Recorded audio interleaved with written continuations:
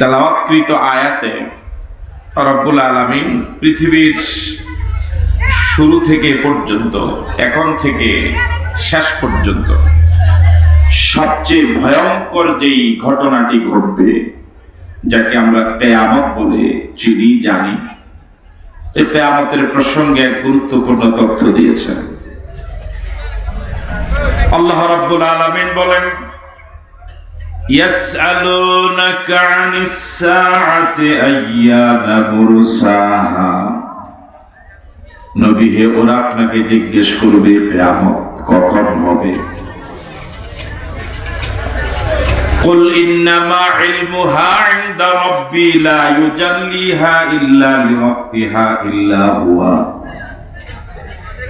আল্লাহ রাব্বুল আলামিন বলছেন, নবী হে, বিশ্ববাসীর প্রশ্নের জবাবে আপনি বলে দিন, কিয়ামত কবে হবে এই বিষয়ের ইলম একমাত্র আল্লাহর কাছে।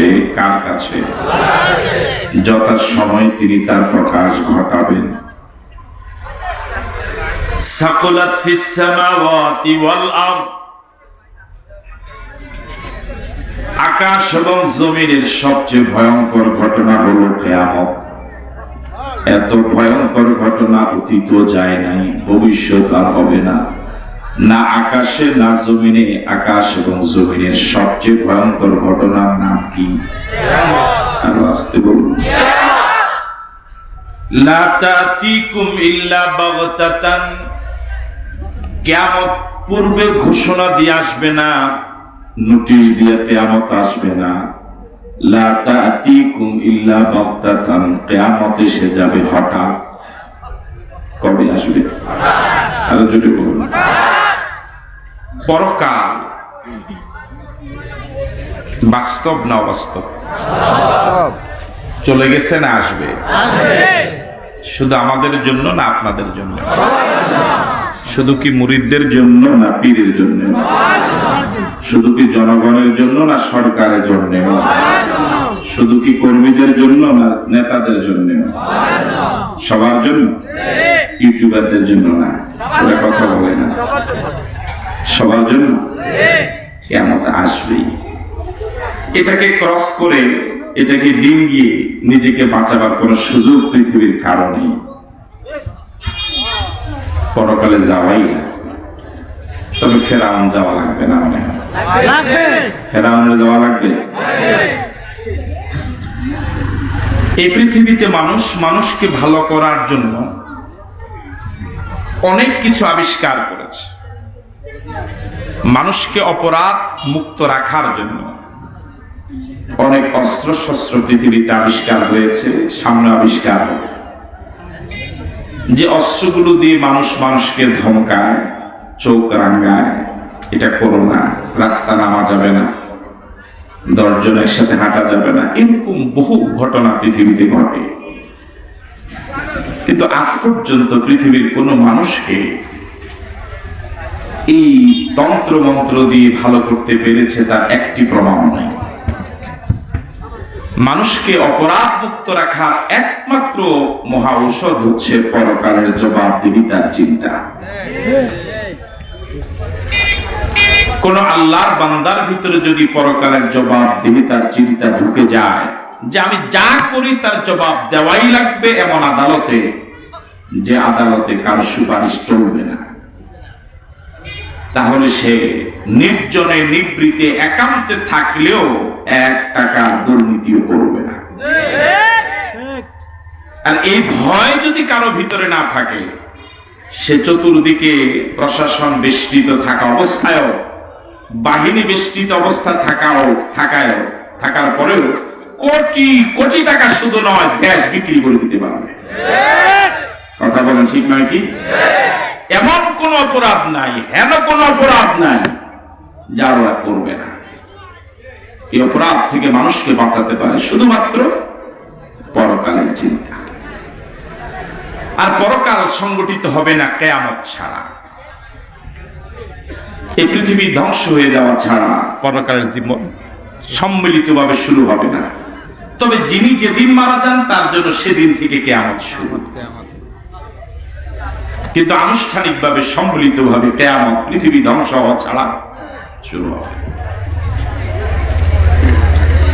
এই কিয়ামত কবে হবে তার একমাত্র ইলম যার কাছে আছে তিনি কে?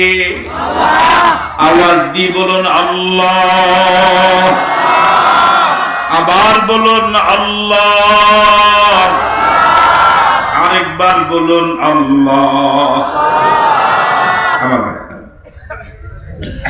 সাহাবায়ে কেরাম রাসূলকে বিভিন্ন ভাবে কিয়ামত কবে হবে জিজ্ঞেস করেছিলেন। আমরা রাসূলের জবানি থেকে কিয়ামত সংক্রান্ত কিছু কথা আপনাদেরকে সাথে নিয়ে আলোচনা করব ইনশাআল্লাহ। কিয়ামত কবে হবে রাসূল বলেননি, বলতে পারেননি, যেহেতু জানা নেই। তবে কিয়ামত সংঘটিত হওয়ার আগে কি কি ঘটনা পৃথিবীতে ঘটবে যেগুলোকে আলামতে কিয়ামত বলে, কিয়ামতের আলামত বলে, সেগুলো রাসূল অসংখ্য বলে গিয়েছেন। আমরা নির্ধারিত সময় তার কিছু আলোচনা করার জন্য চেষ্টা করব। আমার তৌফিক ইল্লা বিল্লাহ। দেখুন, মনোযোগ দিয়ে শুনুন এবং রাসূলের ১৫০০ বছর আগের বলে যাওয়া সে কথাগুলো বর্তমান পৃথিবীর জন্য প্রযোজ্য কিনা একটু নিজের বিবেককে প্রশ্ন করুন। আনাস রাদিয়াল্লাহু তাআলা আনহু قال أن رجلا سأل النبي صلى الله عليه وسلم عن الساعة فقال متى الساعة।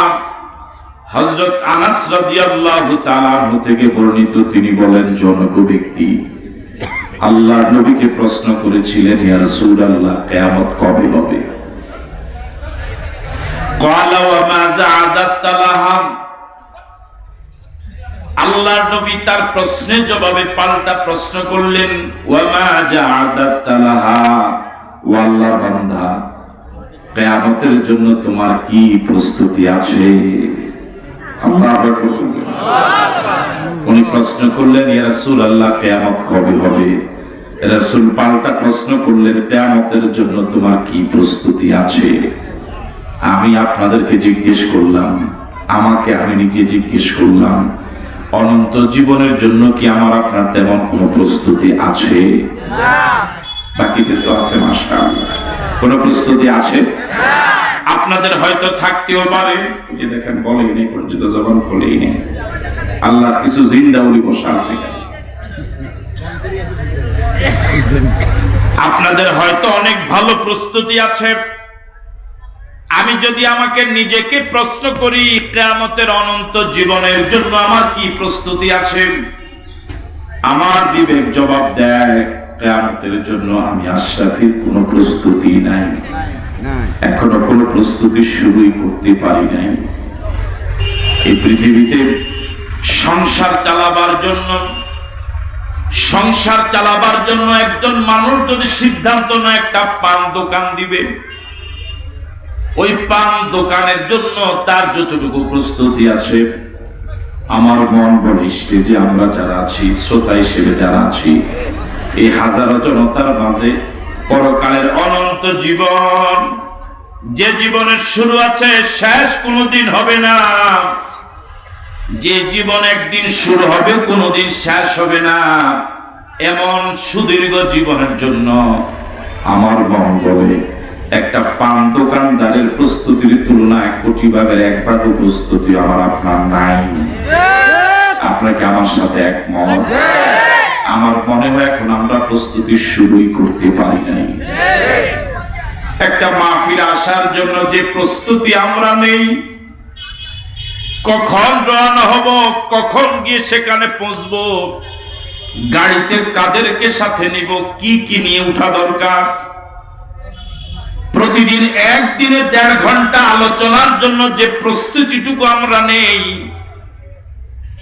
যে প্রস্তুতিটুকু আমি আশরাফি নেই, আমার মন বলে এই ১.৫ ঘন্টার জন্য যা প্রস্তুতি নিলাম, অনন্ত জীবনের জন্য এতটুকু প্রস্তুতি এখনো নিতে পারি নাই। রাসূল বলেছেন, পাল্টা জবাব দিলেন, প্রশ্ন করলেন, ওয়া মাযা আ'দাদতা লাহা, ও আল্লাহর বান্দা, কিয়ামত কবে হবে আমার কাছে জানতে চেয়েছো, আমি তোমাকে জিজ্ঞেস করতে চাই, ওই কিয়ামতের জন্য তোমার কি প্রস্তুতি আছে? তোমার প্রশ্নের ধরন শুনে বোঝা যায় কিয়ামতের জন্য সব প্রস্তুতি তোমার কমপ্লিট, শুধু এখন ডেটটা জানার বাকি। আমার তো মনে হয় তোমার কোনো প্রস্তুতি নাই। রাসূল এমন কঠিন প্রশ্নের জবাবে লোকটা একটা চমৎকার জবাব দিয়েছিলেন। আল্লাহু আকবার। ক্বালা, ওই লোকটার জবাবে বললেন, লা শাইয়া, ও আল্লাহর নবী, পরকালের জিন্দেগীর জন্য আমার কোনো প্রস্তুতি নাই। লা শাইয়া ইল্লা আন্নী উহিব্বুল্লাহ ওয়া রাসূলাহ, তবে আমার দুইটা পুঁজি আছে। একটা হলো আমি আমার মালিক, যিনি আমার মালিক, যিনি আমার আল্লাহ, আমি আমার আল্লাহকে মুহাব্বত করি, আমি আমার আল্লাহকে ভালোবাসি, আর আল্লাহ রাসূলকে আমি ভালোবাসি। আল্লাহ, পুঁজি কয়টা বলুন তো? দুইটা পুঁজি ছোট না অনেক বড় পুঁজি? এই দুইটা পুঁজির তুলনা কোন পুঁজি আর নাই।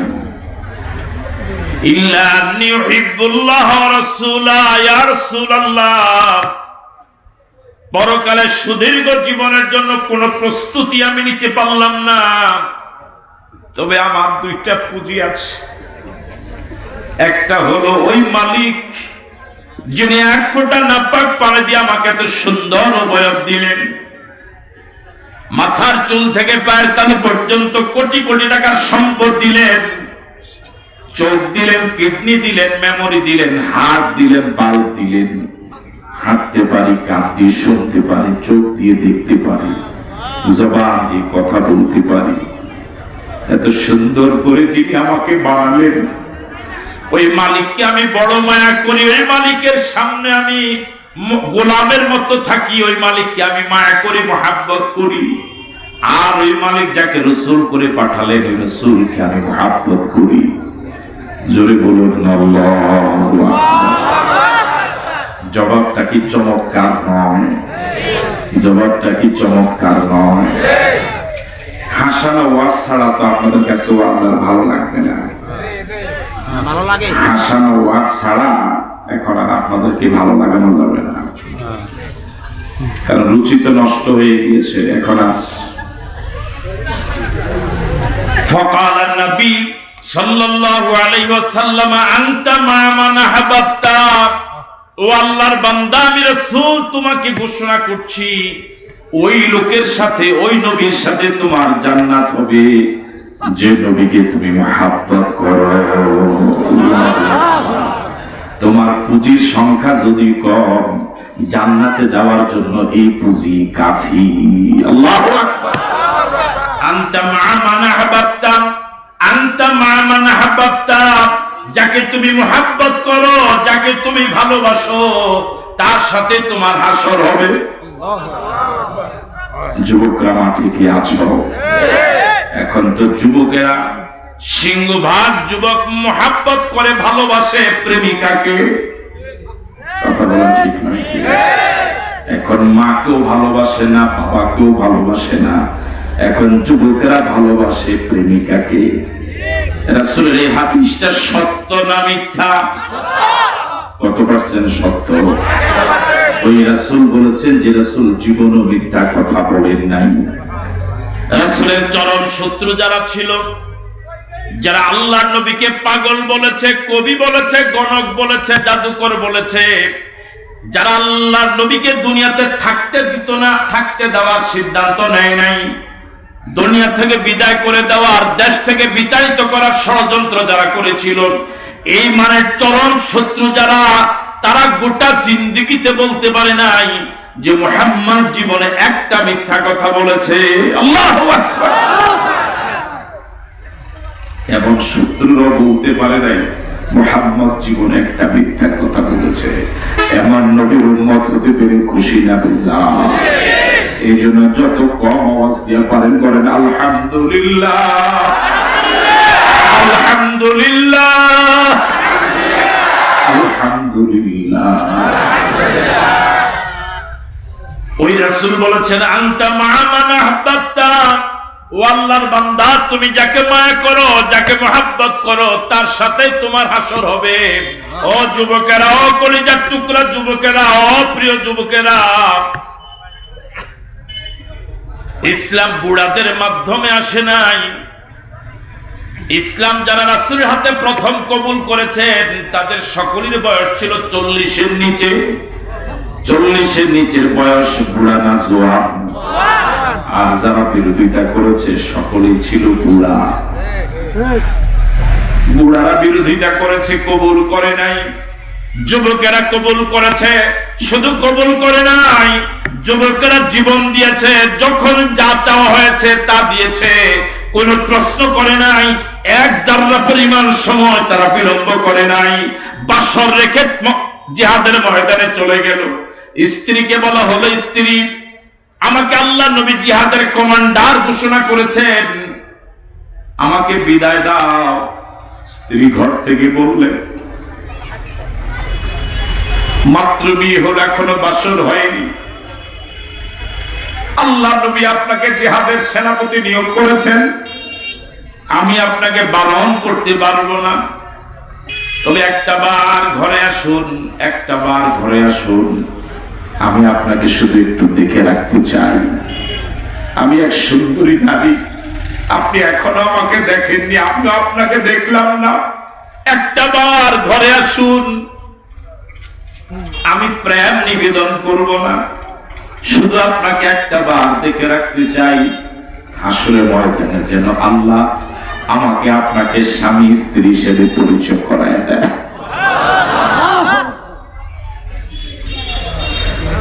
যুবক স্বামী জবাব দিলেন, আমি ঘরে যাব না, তুমি যতবারই বলো, যেভাবে বলো, যত ভালোবাসা জড়ানো কণ্ঠেই বলো, আমি ঘরে যাব না, আমি ঘরে যাব না। এই যদি হয় তোমার নিয়ত যা তুমি বলেছ, আর যদি ধৈর্য ধারণ করে থাকতে পারো যে আল্লাহর জন্য আমি জীবন দিতে যাচ্ছি, ওই আল্লাহ হাসরের মাঠে তোমাকে আমাকে স্বামী স্ত্রী হিসেবে পরিচয় করায় দিবে। ও যুবকেরা, ও যুবকেরা, বৈধ স্ত্রী রেখে, বাসর ফুল সজ্জার সামনে রেখে জীবন দেওয়ার জন্য যারা চলে গেলেন, এখনকার যুবকরা যদি সেই যুবকদের উত্তরসূরি হতে পারত, আল্লাহর কসম বাংলার জমিনে কোন নাস্তিক জাগাবার সুযোগ পেত না। কথা বলে ঠিক নয় কি? ওরা আলেম ওলামার বিরুদ্ধে কথা বলা তো দূরের কথা, আলেম ওলামার পায়ের দিকে তাকাবার সুযোগ পেত না। রাসূল বলেছেন, আনতা মা মান আহবাবতা, তুমি যাকে মায়া করো, যাকে মোহাব্বত করো, তার সাথে তোমার হাসর হবে। কলিজার টুকরা যুবকদেরকে বিনয়ের সাথে বলি, রাসূলের এই কথাটা, হাদিসের এই অংশটা যদি তোমার মনে লাগে, যদি মনে হয় রাসূল সত্য কথা বলেছেন, এখন তোমার যৌবনকাল, তুমি যাকে প্রেম নিবেদন করো, যাকে প্রতিদিন অসংখ্যবার বলো আমি তোমাকে ভালোবাসি, আমি তোমাকে ভালোবাসি, যাকে ভালোবাসি বলে মেসেজ দাও, কত বিভিন্ন অঙ্গ ভঙ্গিতে বুঝাও, তোমার বিবেককে তুমি একবার প্রশ্ন করো, ও কি জান্নাতি হতে পারবে, তার চরিত্রটা কেমন? তাহলে রাসূলের হাদিসটা তোমার জন্য তুমি ব্যবহার করো, প্রয়োগ করো, তাহলে তোমার হাসরটা যদি জাহান্নামীদের সাথে হয়, তোমার দুনিয়ার জীবনটাই বিফল। ঠিক নয় কি? এই জন্য যুবকদেরকে বলবো, ফিরে আসো যুবক, ফিরে আসো যুবক, ফিরে আয়। জাহান্নামের পথে যেও না, আল্লাহর নবীর পথে হাঁটো। আল্লাহর নবী মদিনায় দুহাত প্রসারিত করে তোমাদের অপেক্ষায় আছে। আল্লাহু আকবার। আজকে যারা আলিম ওলামাদেরকে গালি দেন, হক্কানি পীর মাশায়েখের বিরোধিতা করেন, এরকম লোক সমাজে আছে না নাই? একটু আগে যে ইমামের পিছনে একটা দায়িত্ব হাজার ইমাম বলে নামাজ পড়লো, নামাজের সালাম ফিরানোর পরে ওই ইমামের বিরুদ্ধে গালিগালাজ করা হয়। কথা বলে ঠিক নয় কি? আপনি আলেমদেরকে মহব্বত করেন না, হক্কানি পীর মাশায়েখকে মহব্বত করেন না, তো এদের সাথে জান্নাতে হাসর হওয়া, হাসরের ময়দানে এদের সাথে একসাথে দাঁড়াবার কি অধিকার আপনার আছে? ঠিক নয় কি? আপনার 24 ঘন্টার উঠা বসা, চা পান, কফি পান, হাঁটা চলা, উঠা বসা, লেনদেন সবটাই হলো আল্লাহ বিরোধীদের সাথে। আপনি জান্নাতে যাওয়ার কোনো আশাই করতে পারেন না, যেহেতু আল্লাহ ওয়ালাদের সাথে আপনার কোনো হৃদ্যতাপূর্ণ সম্পর্ক নাই। এই জাতীয় লোক সমাজে আছে না নাই? মুখী পড়ে নাই, আছে। পালা রাসূল, এতক্ষণ পর্যন্ত কথা চলছিল আল্লাহ নবী এবং একজন প্রশ্নকারীর মাঝে টক শো চলছিল। কথা কি বুঝেন? এই আলোচনা শুনছিলেন হযরত আনাস রাদিয়াল্লাহু তাআলা আনহু। হযরত আনাস বলেন, কালা রাসূল ফামা ফারহনা বিশাইইন ফারহনা বিকাউলিন নবী আনতা মা মান আহবাবতা। আমি কালিমা পড়ার পর থেকে যত কথা আল্লাহর নবীর কাছ থেকে শুনেছি, এই কথা সবচেয়ে বেশি আনন্দিত হয়েছি। আল্লাহু আকবার। যাকে আমি মায়া করব তার সাথে আমার হাসর হবে, এর থেকে আনন্দের কথা আর কি হতে পারে? এবার হযরত আনাস বলেন, قال انس فانا احب النبي وابا بكر وعمر। ও আল্লাহর নবী, আমি আপনাকেও মায়া করি, আবু বকরকেও ভালোবাসি, ওমরকেও ভালোবাসি। ওয়া আরজু আন আকুনা মাহুম বিহুব্বিয়াহুম।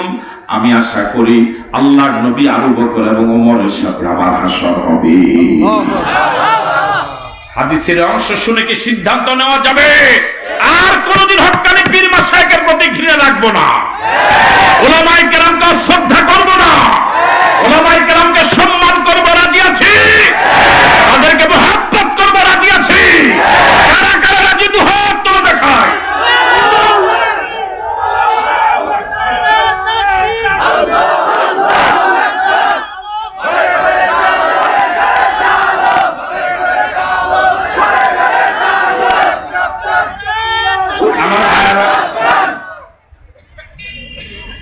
একদিন আল্লাহর নবীর কাছে হযরত জিবরাইল আসলেন।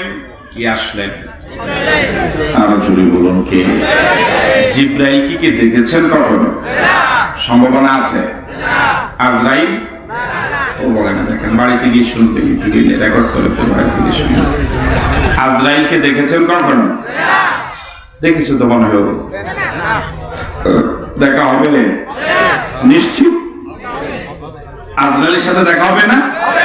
দেখা হবে 100%, 99%।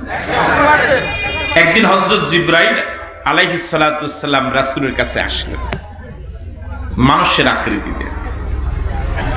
একজন ছাত্র ওস্তাদের সামনে যেভাবে হাঁটু গেড়ে বসে, জিবরাইল এভাবে বসলেন। ছাত্র হয়ে জিবরাইল রাসূলকে অনেক প্রশ্ন করেছেন, রাসূল সে প্রশ্নগুলোর জবাব দিচ্ছিলেন। এক লম্বা হাদিস, যে হাদিসকে বলা হয় হাদিসে জিবরাইল।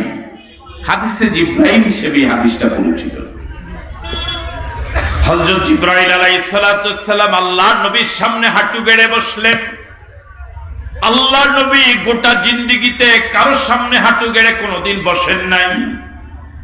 এই পৃথিবীতে এমন একজন লোক পাওয়া যাবে না যিনি বলতে পেরেছেন আমি মুহাম্মদের উস্তাদ। এই পৃথিবীতে এমন একজন লোক নাই যিনি বলার সাহস করেছেন মুহাম্মদ আমার ছাত্র। যিনি গোটা জিন্দেগিতে কারোর সামনে হাঁটু গেড়ে কোনোদিন বসেন নাই, ওই নবী বলেন বুইস্তু মুআল্লিমা, আমি গোটা জাতির জন্য শিক্ষক হিসেবে এসেছি। আল্লাহু আকবার। আমি শিখতে আসি নাই, আমি শিখাতে এসেছি। আমি ছাত্র হয়ে আসি নাই, আমি শিক্ষক হয়ে এসেছি। সুবহানাল্লাহ। কি নবী আল্লাহ পাক। জিবরাইল রাসূলের সামনে বসা, সাহাবায়ে কেরাম চতুর্দিকে দৃশ্য দেখছিলেন গভীর মনোযোগ দিয়া। অনেক লম্বা হাদিসের শেষ অংশ আমরা আপনাদের সামনে উপস্থাপন করছি। কালা জিবরাইল অসংখ্য প্রশ্নমালার মাঝে একবার প্রশ্ন করলেন, আখবিরনি আনিস সাআহ, ও আল্লাহর নবী আপনি আমাকে পরকাল সম্পর্কে, কিয়ামত সম্পর্কে বলুন। কালা বাল মাসউলু আনহা বিআলামা মিনাস সাইল। এই ব্যাপারে প্রশ্নকারী যেভাবে জানে না, যাকে প্রশ্ন করা হলো তিনিও জানেন না। আপনি যেভাবে জানেন না, আমিও জানি না। আল্লাহু আকবার। কিয়ামত কবে হবে এই ইলম নবীদেরও নয়, পৃথিবীর কারো নয়। একমাত্র যার কাছে আছেন তিনি হলেন কে? আল্লাহ। ফাখবিরনি আন ইমারাতিহা। এবার হযরত জিবরাইল বললেন, কিয়ামত কবে হবে এই বিষয় যেহেতু আপনি জানেন না, তবে কিয়ামতের কিছু আলামতের ব্যাপারে আপনি আমাকে বলুন। এবার রাসূল কয়েকটা আলামত বললেন, শুনবেন?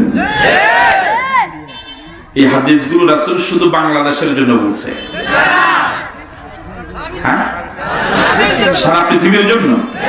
সুতরাং এই হাদিসগুলো শুধু আপনার বাংলাদেশের জন্য লাগাইয়া, শুধু আপনার নিজের দলের জন্য প্রয়োগ করে অথবা আপনার নিজের জন্য প্রয়োগ করে আপনি মন খারাপ করেন না, এটা গোটা পৃথিবীর জন্য। ঠিক আছে কথা? আপনি যদি মনে করেন যে না এই ঘটনার সাথে আপনি নিজে জড়িত, তাহলে হালকা হওয়ার জন্য এটা পাঠাই দিন সৌদি আরব। আমি বুঝতে পারি নাই মনে হয়। আপনি যদি মনে করেন হাদিসের লোড আপনি কি করতে পারবেন না, সহ্য করতে পারবেন না, আপনি মনে করে থাকেন যদি যেটা আমাকে রাসূল বলছে এটা আপনার সহ্য করা যদি সম্ভব না হয়, এটা পাঠিয়ে দিয়ে হাদিসটা পৃথিবীর অন্য কোনো প্রান্তে, তবু আপনি একটু হালকা থাকেন। বুঝলেন? আমি মনে বুঝতে পারি। কালা আমতালিদাল আমাতু রাব্বাতাহা, আমতালিদাল আমাতু রাব্বাতাহা। জিবরাইলের ওই প্রশ্নের জবাবে জিবরাইল বলেছিলেন কয়েকটা আলামত বলেন, কিছু আলামত বলেন। রাসূল যে আলামতটা প্রথম বললেন কিয়ামতের ছোট আলামত, সেটা হলো আমতালিদাল আমাতু রাব্বাতাহা। কিয়ামতের আলামত হলো মুনি দাসী তার মালিক প্রসব করবে। দাসী তার মালিক প্রসব। এই অংশের অনেক ব্যাখ্যা, এর মাঝে সবচেয়ে গুরুত্বপূর্ণ ব্যাখ্যাটা হলো, মুতাবার ব্যাখ্যা হলো জিনা ব্যভিচার বেড়ে যাবে। কথা বলেন না? কিয়ামতের আলামত হলো জিনা ব্যভিচার অবশ্য এখনো বাড়ে নাই, হ্যাঁ বাড়ছে, মাত্র শুরু হয়েছে না বাড়ছে। সারা পৃথিবীর সরকারগুলো এখন বলে পৃথিবী এখন উন্নয়নের জোয়ারে ভাসছে। উন্নয়নের জোয়ারে ভাসতেছে না ডুবতেছে? ভাসতেছে। আমরা স্বীকার করি সারা পৃথিবী এখন উন্নয়নের জোয়ারে, কিন্তু আমার মন বলে পাশাপাশি আরেকটা কথাও সত্য, সারা পৃথিবী উন্নয়নের জোয়ারে যেভাবে ভাসছে জেনার মহাসাগরে হাবুডুবু খাচ্ছে। ঠিক নয় কি? সুতরাং উন্নয়নের জোয়ারে দেশকে, পৃথিবীকে ভাসানো অবস্থায় যদি রাখতে হয়, ডুবন্ত দেশকে জাহান্নামের আগুন থেকে বাঁচাবার জন্য, উন্নয়নের জোয়ারকে টিকাবার জন্য জিনা ব্যভিচারের পথ রুদ্ধ করা লাগবে।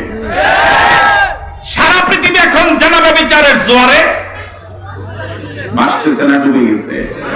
সুতরাং দেশকে এই ডুবন্ত অবস্থা থেকে বাঁচালেই উন্নয়ন টিকসই হবে। কথা বলে ঠিক নয় কি? যে পরিমাণ জিনা ব্যভিচার সমাজে ঘটে তা কোটি ভাগের এক ভাগ হয়তোবা মিডিয়াতে প্রচার হয়, দুই একটা ঘটনা নিয়ে পুরো দেশ অচল হয়ে যায়।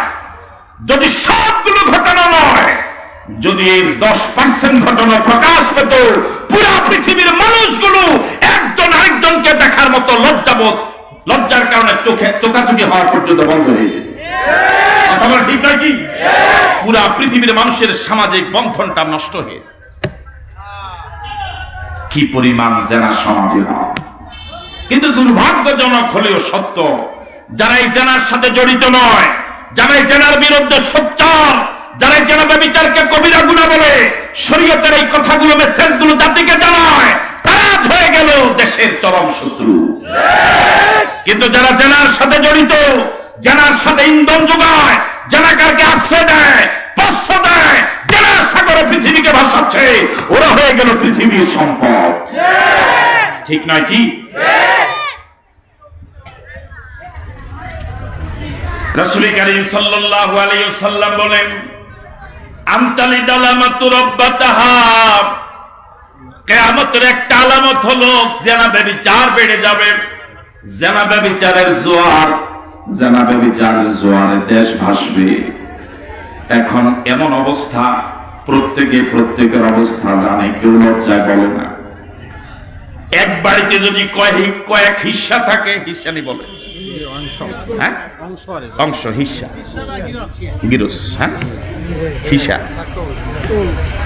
আমার ভাইয়েরা, সবাই জানে পুত্রবধূর অবস্থা, শ্বশুর জানে, লজ্জায় কাউকে বলে না।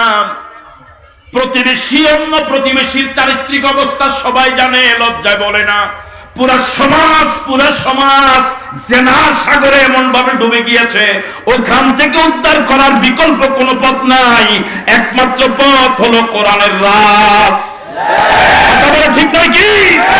এই কোরআনের রাজ যতদিন না কায়েম না হবে, ততদিন ওয়াজ করে, পিরালি করে, দাওয়াত খেয়ে জেনাকে বন্ধ করা যাবে না, যাবে না, যাবে না। এই কোরআনের রাজ কায়েম হলেই পরে ওয়াজ লাগবে না, পিরালি লাগবে না, সন্ত্রাস, জেনা, ব্যভিচার, মাস্তানি সব বন্ধ হয়ে যাবে। আমরা কি চাই জমিন কোরআন দিয়ে চলো? আমরা কি চাই জমিন কোরআন দিয়ে চলো? এর জন্য যদি জীবন দেওয়া লাগে তাও কি রাজি আছো যুবকেরা? রাজ কারা কারা চাই দুহাত তুলে দেখো।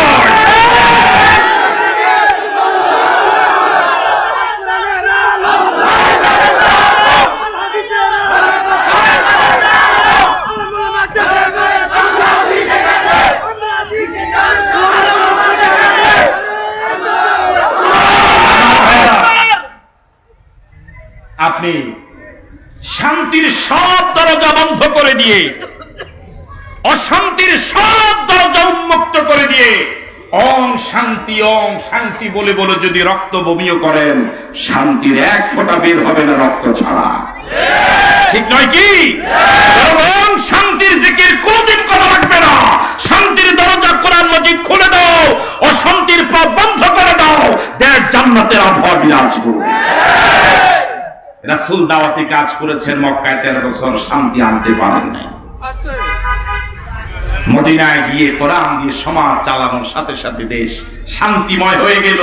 চুরি বন্ধ হলো, জেনা ব্যভিচার বন্ধ হলো, জেনা বন্ধ হলো, ব্যভিচার বন্ধ হলো, মানুষ নারী তার সতীত্বের হেফাজত পেল, রাষ্ট্র তার জনগণের নিরাপত্তা দিল। ঠিক নয় কি? সে কোরআন মাজিদ কি আজও আমাদের কাছে আছে? হুবহু আগের মতোই কি আছে? এই কোরআন মাজিদ থেকে আমরা উপকৃত হতে পারছি না কেন? এই কোরআন মাজিদ এখন শুধুমাত্র তাবিজের কিতাব, আর রমজান মাস আসলে পরে শুধুমাত্র খতমের কিতাব। কথা বলে ঠিক নয় কি? এই কোরআন তাবিজ লেখার জন্য আসে নাই, খতম করার জন্য আসে নাই, এই কোরআন মাজিদ এসেছে বিশ্ববাসীকে পরিচালনা করার জন্য। এই কোরআন মাজিদ শুধু ধর্মীয় গ্রন্থ নয়, এই কোরআন মাজিদ পৃথিবীর জমিনের সবচেয়ে বড় মাপের শ্রেষ্ঠ সংবিধান। সুতরাং সংবিধানকে সংবিধানের জায়গায় রাখতে পরেই পৃথিবীর মানুষ শান্তি পাবে, সব ধর্মের মানুষ শান্তিতে বসবাসের সুযোগ পাবে। আল্লাহ তৌফিক দান করে বলি আমিন। আরো জোরে সরে বলি আমিন। এবার রাসূল কারীম সাল্লাল্লাহু আলাইহি ওয়াসাল্লাম বললেন, ওয়া আমতারাল হুফাতাল উরাতাল আল্লাতা রিয়াশাব ইয়াতাতাওয়ালুনা ফিল বুনিয়ান ইয়াতাতাওয়ালুনা ফিল বুনিয়ান। কিয়ামতের আরেকটা আলামত আল্লাহর নবী বললেন, ও আনতারাল হুফাতাল উরাতাল আল্লা, যখন দেখবেন হুফাত এটা হাফির জমা, যাদের পায়ে জুতা নাই, উরাত এটা আলির জমা, যাদের পরনে ভালো মানের বস্ত্র নাই। এক সময় টাকার অভাবে পরনে জামা কাপড় ছিল না, টাকার অভাবে পায়ে জুতা পরতে পারতো না।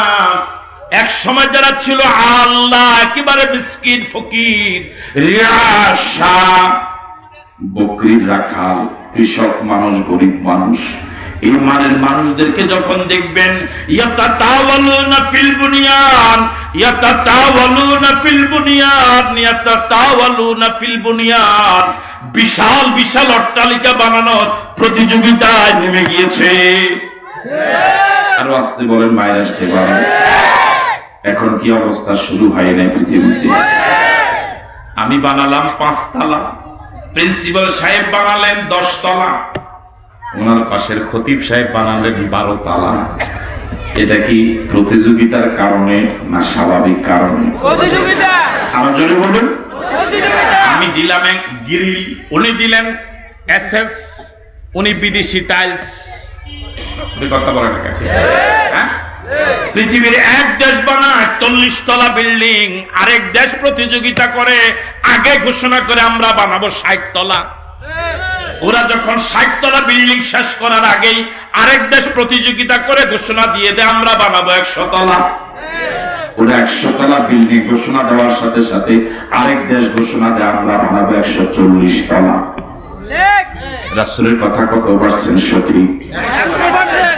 আপনাদের আওয়াজ তো 100% হয় নাই। কত পার্সেন্ট সঠিক? মিলে হুবহু মিলে। ওই বুড়া দেখেন বুড়ির সাথে পরামর্শ করে জবাব দিবে একসাথে মনে হয়। রাসূলের কথাগুলো মিলে। অথচ আল্লাহ রাব্বুল আলামিন বলেন ফাস্তাবিকুল খায়রাত, ফাস্তাবিকুল খায়রাত।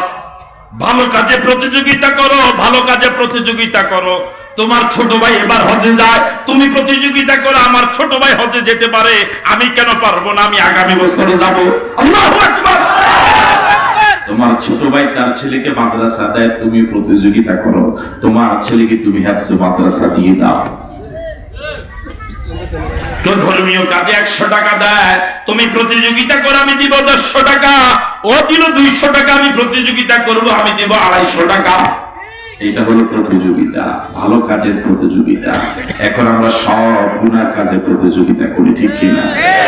উনি দিল ওনার বিরুদ্ধে 10টা মামলা, আমি বললাম যে আমি দিব 15টা।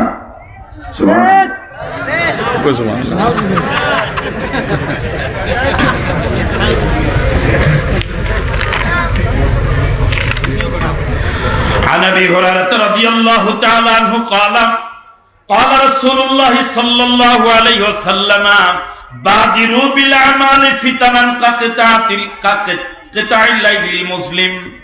হযরত আবু হুরায়রা রাবী রাসূল করিম সাল্লাল্লাহু আলাইহি ওয়াসাল্লাম বলেছেন বাদিরু বিল আমালি ফিতানান কাকতাইল লাইলিল মুসলিম।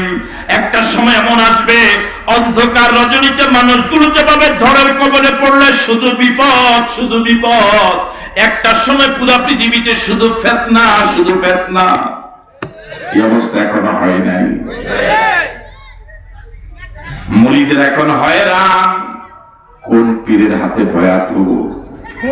কথা বলেন ঠিক কিনা? দলের কর্মীরা এখন হয়রান কোন দলের কর্মী হব। শ্রোতারা এখন হয়রান কোন বক্তার আলোচনা শুনবো। আসরের পরে যিনি আলোচনা করেন তার কথার সাথে মাগরিবের পরে ওনার আলোচনার মিল নাই, মাগরিবের পরে যিনি আলোচনা করেন এশার পরে ওনার কথার সাথে মিল হয় না। কথা বলেন ঠিক কিনা? মুসল্লির এখন হয়রান কোন ইমামের পিছনে নামাজ পড়বো।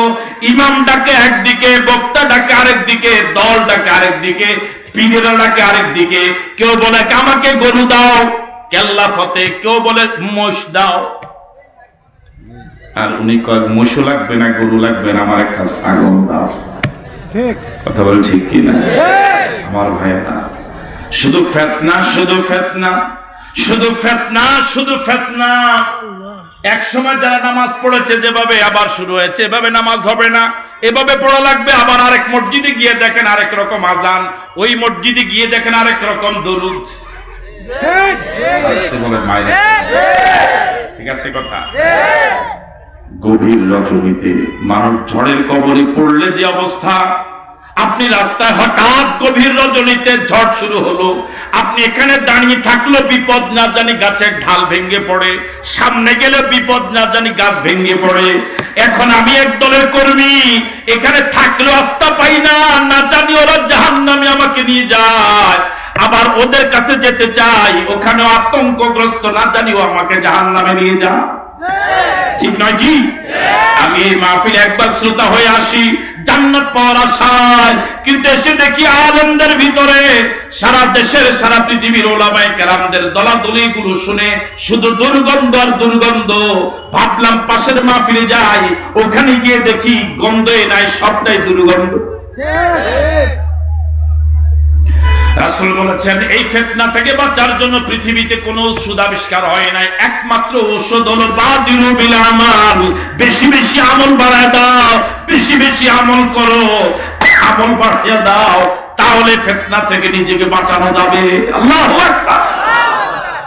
তাহলে ফিতনা থেকে নিজেকে বাঁচাবার জন্য একমাত্র ওষুধ হলো বেশি বেশি আমল। বলুন জোরে বলুন। কিন্তু সিদ্ধান্ত নিয়ে ময়দান থেকে উঠা লাগবে। এই জাতীয় আজ 1000 বছর যদি শুনেন, 1 লক্ষ বক্তাকে দিয়ে অগ্রিম দিয়ে পরে বক্তাকে নাম 4 পয়সার দাম হবে না যদি সিদ্ধান্ত না নিতে পারেন। প্রত্যেকটা মাহফিল থেকে একটা সিদ্ধান্ত উঠুন, আজকে একটা গুনাহ ছাড়বো, একটা নেক আমল ধরবো, এভাবে 10টা মাহফিল শুনেন, জীবন পরিচ্ছন্ন হয়ে যাবে।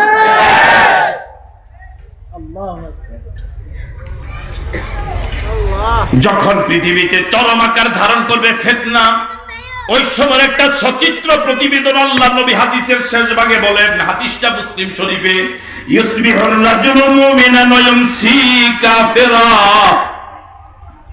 আও ইউমসি মুমিনান ওয়া ইউসবিহু কাফিরা।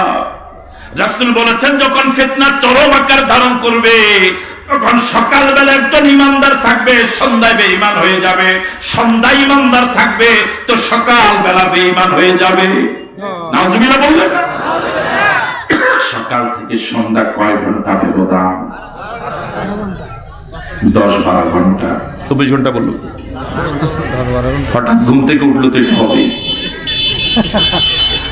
আমার ভাইরা, সকালবেলা ইমানদার, সন্ধ্যাবেলায় বেঈমান।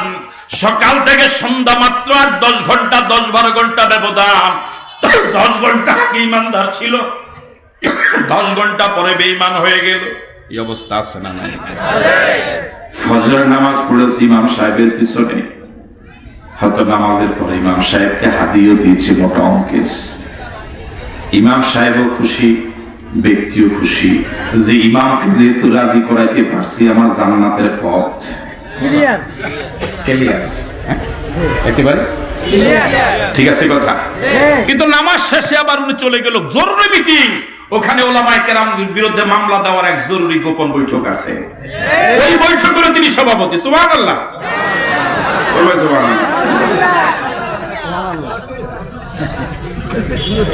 এরকম হয় কি হয় না?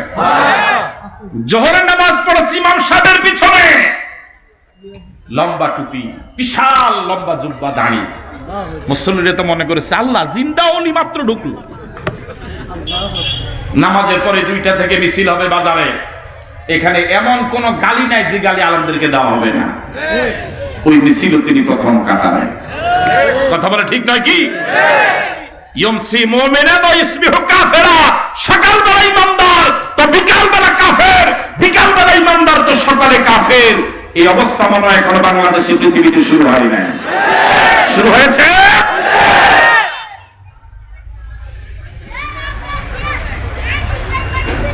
রাসূল বলেছেন, ইউসবিহুর রাজুলু মুমিনান, সকালবেলা ইমানদার, ওয়া ইউমসি কাফিরান, সন্ধ্যা বেঈমান।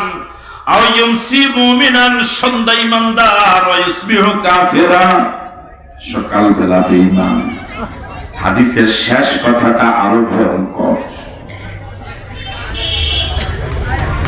রাসূল বলেছেন, ইয়াবিউ দীনাহু বিআরাদিম মিনাদ দুনিয়া, ইয়াবিউ দীনাহু বিআরাদিম মিনাদ দুনিয়া। যখন ফিতনা এমন মারাত্মক আকার ধারণ করবে, মানুষগুলো কিছুক্ষণ আগে ইমানদার, একটু পরে বেঈমান, একটু আগে তাকে দেখলাম ইমাম, একটু পরে দেখি আবার আল্লাহ বিরোধীদের টক শোতে বড় প্রধান অতিথি। আমার ভাইরা, ওই অবস্থাটা এমন হবে, তখন মানুষগুলো ধর্মকে বিক্রি করে দিবে টাকার বিনিময়ে। ওয়াজ হবে না টাকা ছাড়া, মুরিদ বানানো হবে না টাকা ছাড়া। কথা বলে না কাছে, পীর মুরিদি টিকবে না টাকা বিহীন, ওয়াজ মিলবে না, ওয়াজ জমবে না টাকা ছাড়া। শুধু টাকা, শুধু টাকা, শুধু টাকা। এই অবস্থা এখনো শুরু হয় নাই। এত কষ্ট করে বলিস গা।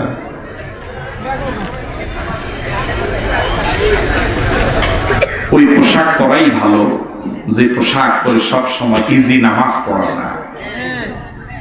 ওই পোশাক পরাই ভালো যে পোশাক পরে ইজি, সহজেই ওযু করে আমার আল্লাহকে সিজদা দেওয়া যায়। যে পোশাক পরে বসা যায় না, ওই পোশাক পরে আল্লাহকে সিজদা দেওয়া সহজ না কঠিন? আল্লাহ এই যুবকদেরকে তুমি সহি বুঝ দাও। বলুন, পড়লে কথা সবার মাঝে, যার কথা তার গায়ে বাজে। পড়লে কথা সবার মাঝে, যার কথা তার গায়ে বাজে। আল্লাহ তুমি আমাদের সকলকে সহি বুঝ দাও। কি বলতেছিলাম? তাহলে এখন শুধু টাকা আর টাকা।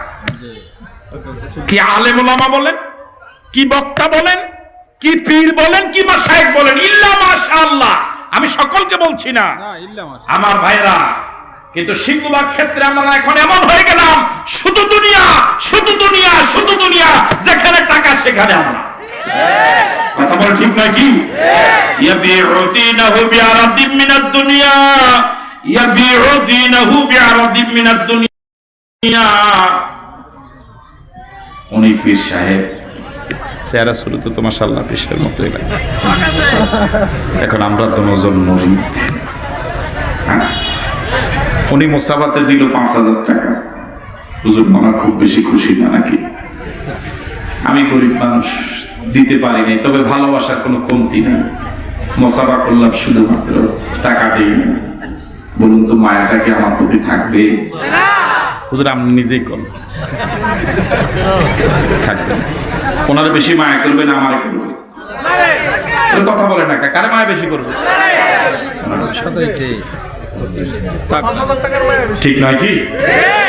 এই বছর উনি আমার সাথে হয়তো হাত মিলাইছে আশায় যে হয়তো হাতের ভিতরে কিছু, কিন্তু আগামী ২-৪ দিন পরে, ১ সপ্তাহ পরে যখন আবার আমার চেহারা দেখবে মনে হবে এই তো সে।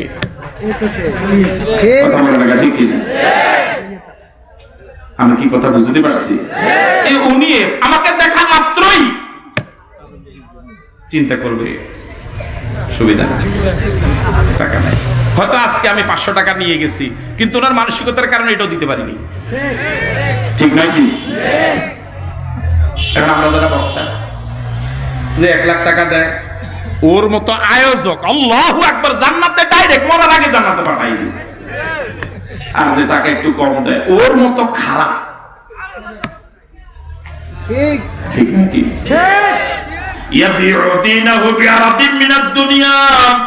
ওই সময় ধর্মকে বিক্রি করে দেওয়া হবে শুধু দুনিয়ার বিনিময়ে, শুধু দুনিয়ার বিনিময়ে। মারা গেল একটা গতকালকে, দুনিয়ার জন্য কি না করলো, দুনিয়ার জন্য কি না করলো। কত লক্ষ লক্ষ যুবককে বেঈমান বানালো, কত লক্ষ লক্ষ ইমানদারকে বেঈমান বানালো। কারণ একটুতে উচ্ছ্বসিত হওয়ার কোন সুযোগ নেই। আমরা উচ্ছ্বসিত হচ্ছি না, তবে আল্লাহর কাছে দোয়া করি, আল্লাহ তার অনুসারী হয়ে যারা গুমরাহ হয়েছে তাদেরকে অন্তত তুমি জান্নাতের পথে, হেদায়েতের পথে নিয়ে আসো। আমি গোটা জাতিকে আহ্বান করছি, দুনিয়ার জন্য ইসলামটাকে কিভাবে বিকৃত করেছে আবু জেহেল, আবু লাহাব, উতবা, সাইবা যা সাহস করে নাই, এই চরম বেয়াদব তার থেকে মারাত্মক বেয়াদবি করেছে। ফ্রান্সের ওরা নবীর ব্যঙ্গচিত্র অঙ্কন করে যে পরিমাণ বেয়াদবি করেছে, এই ভান্ডা দিয়ানবাগি তার থেকে অনেক অনেক বেশি বেয়াদবি করেছে।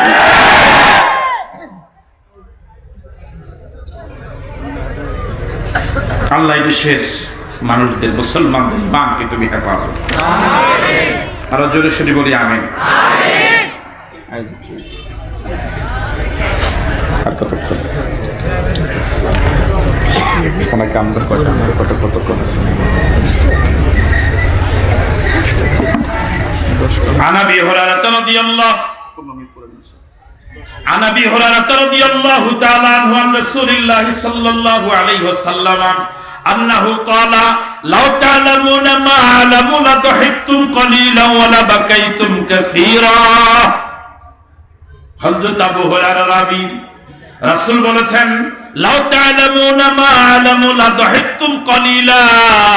ও দুনিয়ার মানুষেরা, আমি নবী যা জানি তোমরা যদি তা জানতে কম কম হাসতে, বেশি বেশি কাঁদতে। এখন আমরা বেশি হাসি না কম হাসি, কম কাঁদি না বেশি কাঁদি। আমার মন বলে কাঁদি না, কথা বল ঠিক কিনা? এখানে এরকম অনেক আল্লাহর বান্দা আছেন, আমার মন বলে এখানে এমন অনেক আল্লাহর বান্দা আছেন। 1 জানুয়ারি দিয়ে যে 2020 সাল শুরু হলো, আর 2 দিন পরে যে সাল শেষ হয়ে যাবে, এই 29 ডিসেম্বর পর্যন্ত প্রায় একটা বছর একদিনও 1 মিনিটের জন্য কাঁদি না, এরকম লোক আছে না নাই? আমার মন বলে গত কয়েক বছরে একবারও আল্লাহর ভয়ে, জাহান্নামের ভয়ে একটা ফোঁটা পানিও ফেলি নাই, এরকম মানুষ এখানে আমরা আছি। রাসূল বলেছেন লাউ তা'লামুনা মা আ'লামু, আমি যা জানি তোমরা যদি তা জানতে, লাদাহিকতুম কলিলা, বেশি বেশি কম কম হাসতে, ওয়ালা বাকাইতুম কাসীরা, বেশি বেশি কাঁদতে। এখন কান্দা উঠে গিয়েছে। এখন তো মাহফিল মানে একটা বিশাল বিনোদন। কথা বলেন ঠিক নয়? আমরা যখন আপনাদের মতো শ্রোতা ছিলাম, আমরা তো শ্রোতা না হয়ে স্টেজে চেয়ার পাই নাই। আমরা আপনাদের মতো শ্রোতা ছিলাম, আপনাদের জন্য তো এখন সুন্দর ব্যবস্থাপনা।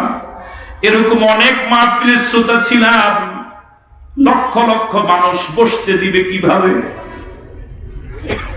ছাত্র জীবনে নিজের জুতাই ছিল বসার একমাত্র মাত্র।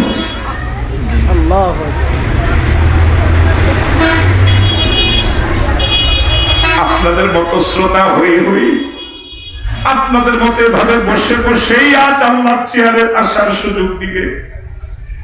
ওই সময়ের মাহফিলগুলোর চিত্র ছিল এই, ডানে বামে যেদিকে তাকাতাম, সামনে পিছনে যেদিকে তাকাতাম, কি বুড়া কি জওয়ান, কি আলেম কি মুফতি কি মুহাদ্দিস, সবার চোখে পানি, সবার চোখে পানি। একজন মানুষ চোখের পানি ছাড়া ময়দান ত্যাগ করে নাই। কোরআনের পাখির আলোচনা যখন শুনতাম, তিনি যখন নাহমাদুর টান দিতেন, পুরা মাঠ নিস্তব্ধ হয়ে যেত। শুধু আল্লাহ বলে একটা ডাক দিলে পুরা মাঠ যত পাষাণ লোকই থাকুক, ওর হৃদয় পাথর থাকলেও বরফের মতো গলা শুরু হয়ে যেত। আল্লাহ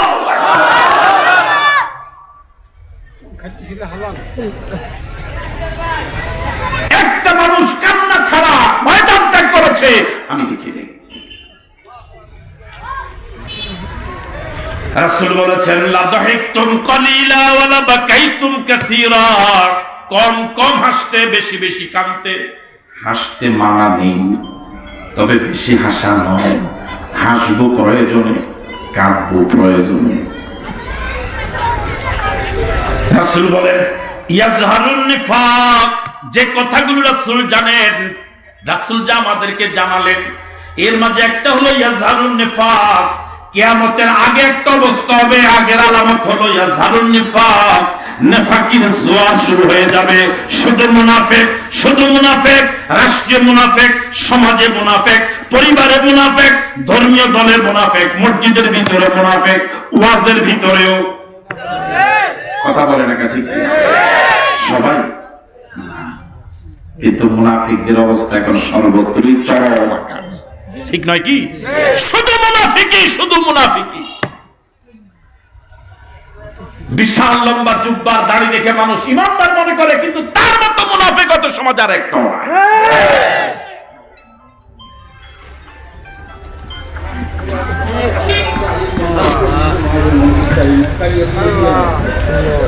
ওয়াতারফাউল আমানা, কিয়ামতের আরেকটা আলামত হলো তারফাউল আমানা, আমানত উঠে যাবে, আমানতদারি থাকবে না। আমার ভাইয়েরা, সম্পদের আমানত থাকবে না, জায়গা জমিনের আমানতদারি থাকবে না, ইজ্জতের আমানতদারি থাকবে না, সতীত্বের আমানতদারি থাকবে না। পুরা সমাজটা আমানতদার বিহীন সমাজে পরিণত হয়ে যাবে। এই অবস্থা এখনো হয় নাই, হয়েছে। আমাদের তো বয়স অনেক কম, এখানে যারা মুরব্বী আছেন নিশ্চয়ই আপনাদের মনে থাকার কথা, প্রত্যেক সমাজে এরকম কিছু মানুষ ছিল এমন আমানতদার, ব্যাংকের টাকাও এমন নিরাপদ ছিল না, তার কাছে টাকা পয়সা স্বর্ণ অলংকার যত নিরাপদ ছিল। ব্যাংক টাকাতি হয়, তার কাছে এক টাকা এদিক সেদিক হয় না। এই অবস্থা কি ছিল? এখন কি আছে? বরং এখন সম্মিলিত ভাবে আমানতকে নষ্ট করার জন্য ধাঁধানো, চোখ ধাঁধানো বিষ বানানো। 5-7 জন আমরা সমিতি করলাম, সমিতি করে কমলনগর, না কমলনগর বাজারে বিশাল চোখ ধাঁধানো এক অফিস এসি করা করে তো, কমলনগরে, লক্ষ্মীপুরে, বাংলাদেশের বিভিন্ন প্রান্তে। এমন দরজা দাঁড়ালেই খুলে যায়, ধাক্কা দেওয়া লাগে না। সভাপতি সাহেবের চেয়ার 50,000 টাকা দাম, বসলেই ঘুরে, শুধু ঘুরে। আপনারা টাকাগুলো দিলেন, 5-7 কোটি 10-15 কোটি টাকা যখন হলো, 1-2 বছর পরে অফিসের তালা বন্ধ করে রাতের অন্ধকারে সব কথা বলুন। মোবাইল কি এখন খোলা? কতদিনের জন্য বন্ধ? আজীবনের জন্য বন্ধ। পুরো দেশটাকে এভাবে তারা বিনষ্ট করে দিল। পুরো দেশের আমানতদারিত্বরা এমন চরম পর্যায়ে নিয়ে গেল, এখন মানুষ আলেমদেরকে বিশ্বাস করতে চায় না। কথা বলে ঠিক নয় কি?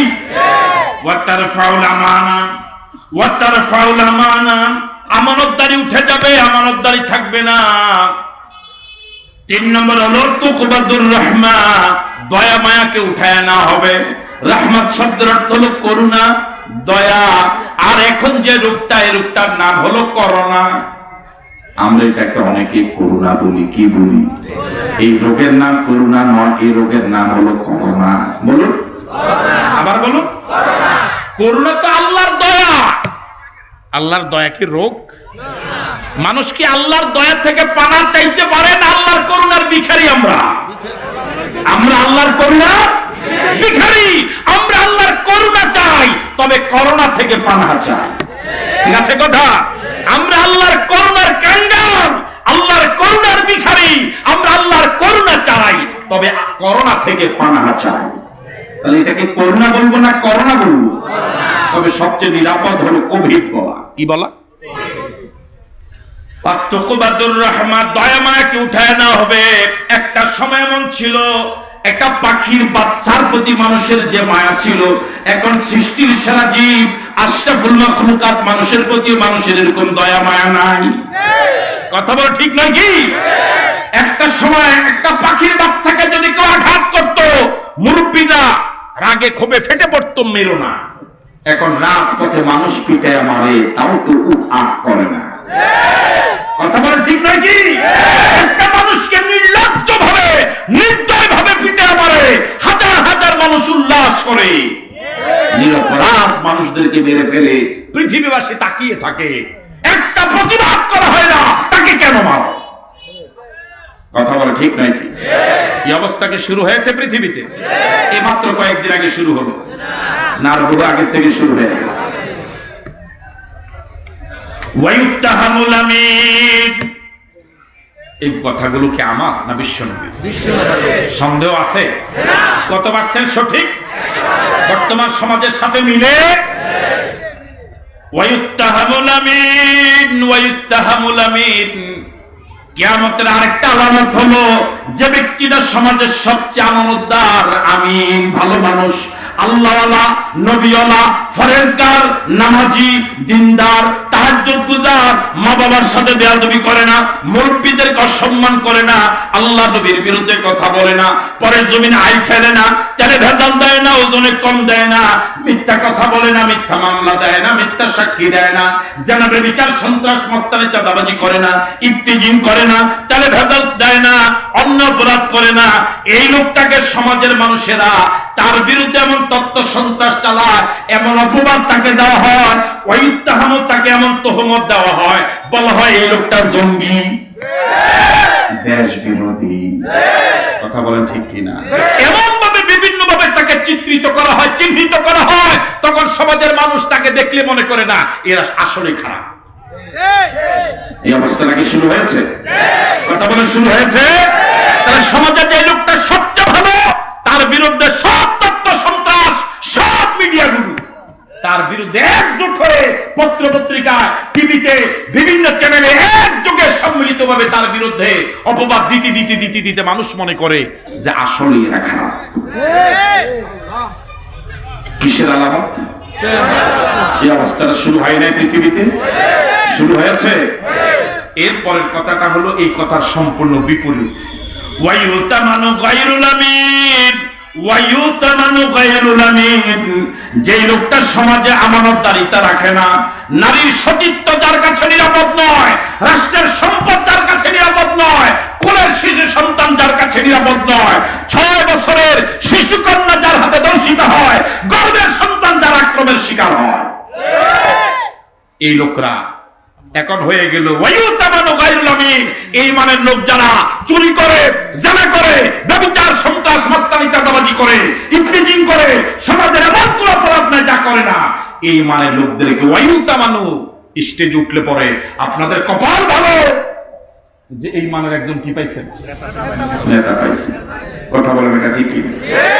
তাকে সমাজের মানুষের কাছে উপস্থাপন করা হয় যে এর মতো ভালো মানুষ সমাজে আর এই অবস্থাটা এখনো শুরু হয়নি, হয়েছে? যে সমাজ ভালো মানুষের কদর করে না ওই সমাজে ভালো মানুষ জন্মায় না।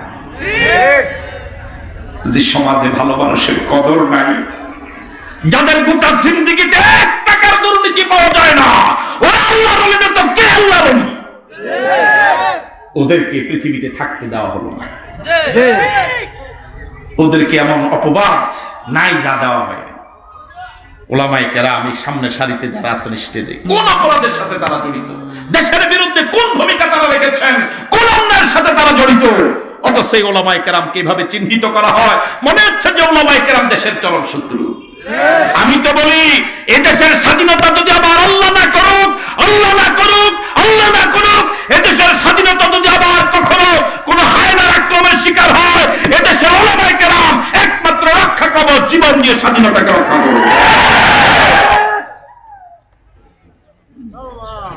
এদেশের স্বাধীনতা যদি আবার আল্লাহ না করুক, আল্লাহর কাছে ফরিয়াদ করি, আল্লাহ কিয়ামত পর্যন্ত আমাদের প্রিয় ভূমি বাংলাদেশের, প্রিয় জন্মভূমি বাংলাদেশের স্বাধীনতাকে তুমি হেফাজত করো। আমিন।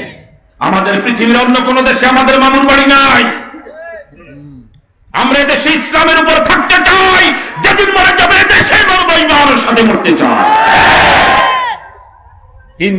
তিন দিক থেকে আমাদের দেশ ঘেরাও, এমন এক দেশ কর্তৃক যাদের দেহটা যত বড় কলিজাটা তদপেক্ষা ছোট, আরেকদিকে বঙ্গোপসাগর।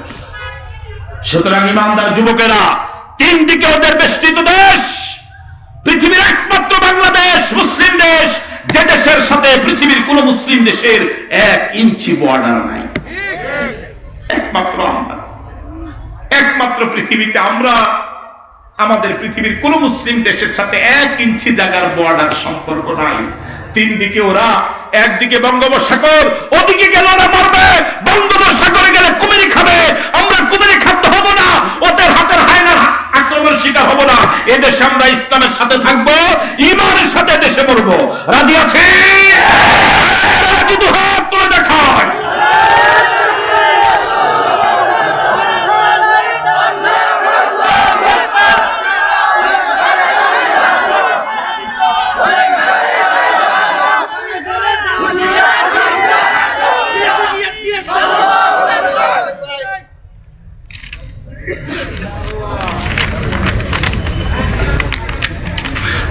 عن ابي هريره رضي الله تعالى عنه قال قال رسول الله صلى الله عليه وسلم والذي نفس محمد بيده لا تذهب الدنيا حتى ياتي على الناس يوم لا يدري القاتل فيما قتل ولا المقتول فيما قتل। الله اكبر।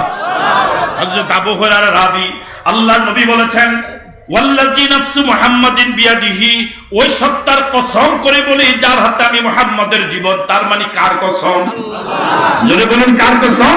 আল্লাহ। আল্লাহর নবী আল্লাহর কসম করে বলেন, লা তাযহাবুদ দুনিয়া, লা তাযহাবুদ দুনিয়া, এই দুনিয়া ততক্ষণ ধ্বংস হবে না, কিয়ামত ততক্ষণ হবে না, হাত্তা ইয়াতি আলান নাসি ইয়াউমুন, যতক্ষণ না পৃথিবীর মানুষের উপর এমন একটা দিন না আসবে, লা ইয়াদরিল কাতিলু ফীমা কাতালা, যেদিন হত্যাকারী জানবে না সে কেন আরেকজনকে হত্যা করছে, ওয়ালাল মাকতুলু ফীমা কুতিলা, যে মারা যাচ্ছে সেও জানবে না তাকে কেন মারা হচ্ছে। এই অবস্থা এখনো হয়নি। যে একজনকে মারে সে নিজেও জানে না আমি তাকে কেন মারি, আর যে মারা যাচ্ছে সে নিজেও জানে না আমাকে ওরা কেন মারছে। এই অবস্থা কি এখনো হয়নি? আবার শুনুন, রাসূল বলেছেন, লা ইয়াদরিল কাতিলু, হত্যাকারী জানে না, ফীমা কাতালা, কোন অপরাধে লোকটাকে মারা হচ্ছে, এই আল্লাহর বান্দাদেরকে কেন আমরা মারছি এটা হত্যাকারীরও জানে না, সাক্ষীও জানে না। শুধু কয়ে দিছে তুমি কি করবা, সাক্ষী দিবা। আবার আগে তো রিহার্সাল দিছে, কি দিছে? রিহার্সাল দিছে, কি বলা লাগবে, কেমনে কইবেন সব আগে শিখাবে। লা ইয়াদরিল কাতিলু ফীমা কাতালা, হত্যাকারী নিজেও জানে না কেন তাকে মারছে। ওয়ালাল মাকতুলু ফীমা কুতিলা, যে নিহত হচ্ছে একটু পরে যে মরে যাবে, হেঁটে হেঁটে চলে যাচ্ছে, তাকে ধরে ধরে নিয়ে যাচ্ছে, একটু পরে দুনিয়া থেকে তাকে বিদায় করে দেওয়া হবে, সে নিজেও জানে না কেন আমাকে মারা হচ্ছে, আমার কি অপরাধ।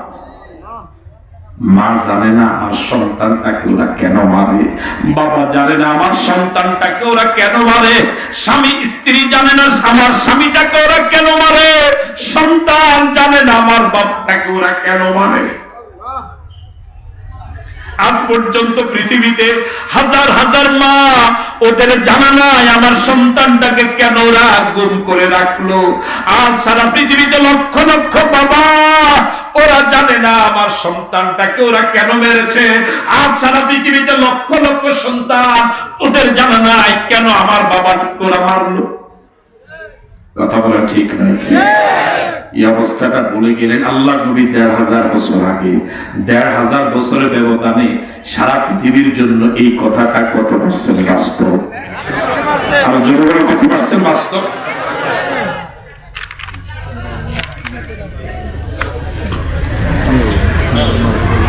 আরেক হাদিস, লম্বা হাদিসের ছোট্ট একটা অংশ। সাহাবায়ে কেরাম রাসূলকে প্রশ্ন করলেন মাতা সাআ, ও আল্লাহর নবী কিয়ামত কবে হবে? রাসূল বলেছেন ইজা দুইয়াতিল আমানাতু ফান্তাজিরিস সাআ। রাসূল বলেছেন ইজা দুইয়াতিল আমানা, যখন আমানতকে ধ্বংস করে দেওয়া হবে, ফান্তাজিরিস সাআ, তখন কিয়ামতের অপেক্ষা করো। জি ইয়ার দিছেন না কি আদিয়া ইজা দুইয়াতিল আমানা, রাসূল বলেছেন যখন আমানতকে ধ্বংস করে দেওয়া হবে, ফান্তাজিরিস সাআ, তখন তোমরা কিয়ামতের অপেক্ষা করো। সাহাবায়ে কেরাম প্রশ্ন করলেন কাইফা দুইয়াতিল আমানা, হুজুর আমানতকে কিভাবে ধ্বংস করা হবে? ছোট্ট এক কথা রাসূল কি সুন্দর জবাব দিলেন, ইজা বুসিদাল আমরু ইলা গায়রি আহলিহি, ইজা বুসিদাল আমরু ইলা গায়রি আহলিহি ফান্তাজিরিস সাআ। ও পৃথিবীর মানুষেরা শোনো, যখন অযোগ্য লোকেরা চেয়ার পাবে তখনই আমানত ধ্বংস হয়ে যাবে। লেখা নাই, পড়া নাই, ইন্টারভিউ দিলে কোন রকম সে 10 এর ভিতরে আসবে না, এখন সে প্রতিষ্ঠান প্রধান। কথা বলা ঠিক নয় কি? লেখাপড়া না, এখন দেশের অন্যতম, মাইক পাইলে এবং গরম করে মাঠ, মনে হয় যে কেন্দ্রীয় নেতা, আসলে কিছুই না, বাইতুল মালও দেয় না। ইজা বুসিদাল আমরু ইলা গায়রি আহলিহি, যখন অযোগ্য লোকেরা ক্ষমতা পাবে, চেয়ার পাবে, মাইক পাবে, পোস্টারে যখন বড় বড় মেহনত দেখবে, এটা কিয়ামতের আলামত। আমার আলোচনা দীর্ঘায়িত না করে আপনাদের সকলকে আন্তরিক ধন্যবাদ এবং মোবারকবাদ জানাই, বিশেষ করে আয়োজকদেরকে ধন্যবাদ জানিয়ে আমার আলোচনা শেষ করছি। আমার প্রতি আপনাদের কোনো রাগ আছে? আমরা দোয়া করি মালিকের কাছে, মালিক এখানে যেভাবে একই শামিয়ানার নিচে বসা, আল্লাহ তুমি আমাদেরকে আরশের নিচে একটু জায়গা করে দিও। আল্লাহ তুমি আমাদেরকে আরশের নিচে একটু জায়গা করে দিও। আল্লাহ আল্লাহ আমাদের দেশের স্বাধীনতাকে তুমি হেফাজত করো, স্বাধীনতার বিরুদ্ধে সব ষড়যন্ত্র অবসান করে দাও। ৭১ সনের স্বাধীনতার জন্য জীবন দেওয়া বীর সন্তান, বীর মুক্তিযোদ্ধা, ইমানদার অবস্থায় যারা কবরে গেলেন শহীদ হিসেবে কবুল করে নাও। এখনো যে সকল বীর মুক্তিযোদ্ধা জীবিত আছে, দিনের জন্য কবুল করে নাও। আমাদের দেশের সেনাবাহিনী, এদেশের বিজিবি